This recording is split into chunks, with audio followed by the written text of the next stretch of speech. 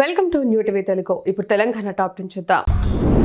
మెదక్ జిల్లా పాపన్నపేట మండలంలోని నాగసానిపల్లి గ్రామంలోని శ్రీ ఏడుపాయల వనదుర్గ భవానీ అమ్మవారిని ప్రత్యేకంగా అలంకరించారు. ప్రత్యేక పూజలు, అభిషేకాలు, హారతులు నిర్వహించిన అనంతరం భక్తులకు అమ్మవారి దర్శనం కల్పించారు. మంచిర్యాల జిల్లా బెల్లంపల్లిలోని ఏఎంసీ గ్రౌండ్ లో కంపెనీలతో ఒక భారీ జాబ్ మేళా నిర్వహించబడుతోంది. ఈ మేళాలో 10,000 మందికి పైగా ఉద్యోగ అవకాశాలు కల్పించబడతాయని అంచనా. ఆసక్తికర అభ్యర్థులు ఆన్లైన్ రిజిస్ట్రేషన్ చేసుకుని పాల్గొనాలని సూచించారు. ఇప్పటికే 10,000 రిజిస్ట్రేషన్లు పూర్తయ్యాయి.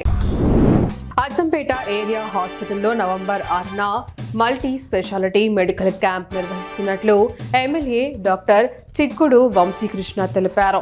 Mahabub Nagar SPS medical hospital సారథ్యంలో సిబిఎం ట్రస్ట్ సహకారంతో ఉదయం 10 గంటల నుంచి సాయంత్రం 6 గంటల వరకు జరిగే ఈ క్యాంప్లో అన్ని రకాల వ్యాధులకు సంబంధించిన వైద్యులు అందుబాటులో ఉంటారు.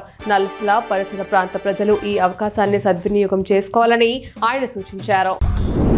మహబూబ్ నగర్ జిల్లా పోలీస్ ప్రధాన కార్యాలయంలోని కవాతు మైదానంలో అమరవీరుల స్మారక వారోత్సవాల్లో భాగంగా ఓపెన్ హౌస్ కార్యక్రమం జరిగింది. జిల్లా ఎస్పీడీ జానకి ముఖ్య అతిథిగా పాల్గొని వివిధ పోలీస్ విభాగాల కార్యకలాపాలను ప్రత్యక్షంగా పరిశీలించారు. విద్యార్థులు, ప్రజలకు she team, AHU Bharosa centre, traffic విభాగం, సైబర్ క్రైమ్ వంటి విభాగాల పనితీరును వివరించారు. దేవరకద్ర నియోజకవర్గంలోని శ్రీ కురుమూర్తి స్వామి దేవస్థానంలో బ్రహ్మోత్సవాలు ఘనంగా జరుగుతున్నాయి.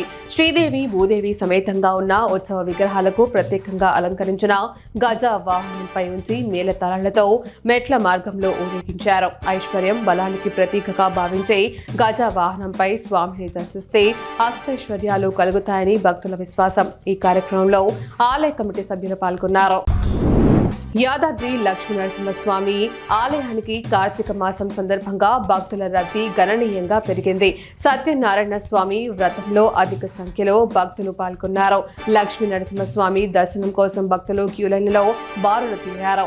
ఆలయ అర్చకులు స్వామివారికి ప్రత్యేక పూజ నిర్వహించారు. భక్తుల రద్దీని దృష్టిలో ఉంచుకొని ఎలాంటి అవాంఛనీయ సంఘటనలు జరగకుండా అధికారులు తగిన చర్యలు చేపట్టారు.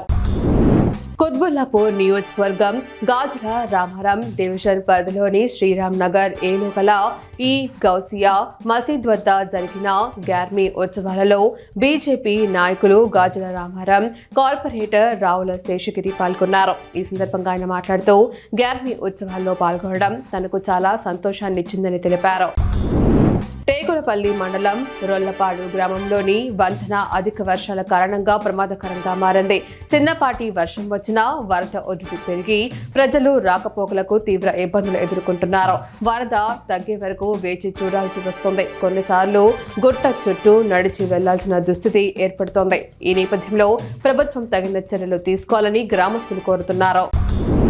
సింగరేణి సంస్థ మరియు టాస్క్ సంయుక్త ఆధ్వర్యంలో సత్తుపల్లిలో మెగా జాబ్ మేళా జరగనుంది.